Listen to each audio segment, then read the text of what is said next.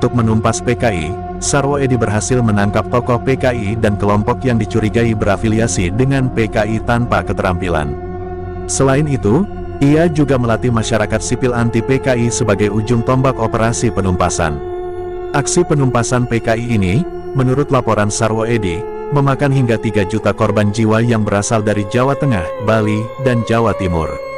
Saat itu Sarwo Edi yang merupakan Panglima RPKAD, Resimen Para Komando Angkatan Darat, dipercaya oleh Soeharto untuk menumpas G30S PKI, Panglima yang sangat berpengaruh memberantas PKI sesudah tragedi Malam Jahanam pembunuhan 7 jenderal oleh komunis PKI. Sarwo Edi Wibowo adalah Panglima RPKAD yang memberantas kekejian PKI. Tonton sampai habis biar tidak salah paham, dan jika suka dengan kisah-kisah dan sejarah dari Kodi Channel tekan tombol subscribe. Peran pasukan RPKAD, pasukan elit TNI AD yang kini bernama Kopassus dalam menumpas PKI pada tahun 1965 cukup besar. Pasukan inilah yang di awal meletusnya peristiwa G30S PKI yang diandalkan Pangkostrat saat itu, Maijen Soeharto dalam memukul PKI. Kala itu, RPKAD dipimpin Sarwo Edi Wibowo. Sebagai informasi, Sarwo Edi Wibowo tak lain adalah mertua dari Jenderal Purn Susilo Bambang Yudhoyono, Presiden ke-6 RI. Sarwo Edi juga ayah dari mendiang Jenderal Purn Pramono Edi Wibowo, mantan Kepala Staf Angkatan Darat.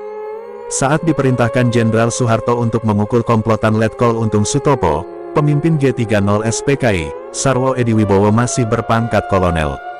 Terakhir ia pensiun dengan pangkat Letnan Jenderal, Letjen, atau Jenderal Bintang 3.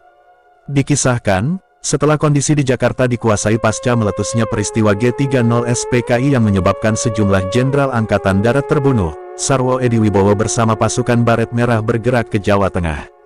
Setelah itu, ke Jawa Timur lalu bergerak ke Pulau Dewata Bali. Tugasnya, membersihkan para pentolan PKI dan simpatisannya, terutama di tubuh Angkatan Darat. Seperti diketahui, saat itu pengaruh PKI cukup besar. Sebagai salah satu partai terbesar di Indonesia, kala itu pengikut PKI mencapai puluhan juta orang. Buku Sarwo Edi dan Misteri 1965, yang disusun tim buku Tempo, merekam satu peristiwa saat Sarwo Edi dan pasukan RPKAD tiba di Boyolali, Jawa Tengah. Di Boyolali, Sarwo Edi menggelar rapat akbar yang dihadiri ribuan orang. Di hadapan ribuan orang itulah, Sarwo Edi berpidato dengan lantang. Pidatonya bikin merinding. "Siapa mau dipotong kepalanya, saya bayar 5.000, kata Sarwo Edi dalam pidatonya di hadapan ribuan orang di Boyolali.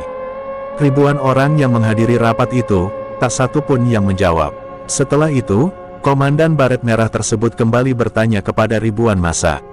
"Siapa yang mau dipotong kepalanya, saya bayar 100.000. Lagi-lagi, tidak ada satupun orang yang angkat suara menjawab Sarwo Edi. Sampai kemudian, Komandan RPKAD itu dengan suara lantang berkata, "Nah, dibayar 100.000 saja tidak ada yang mau dipotong kepalanya.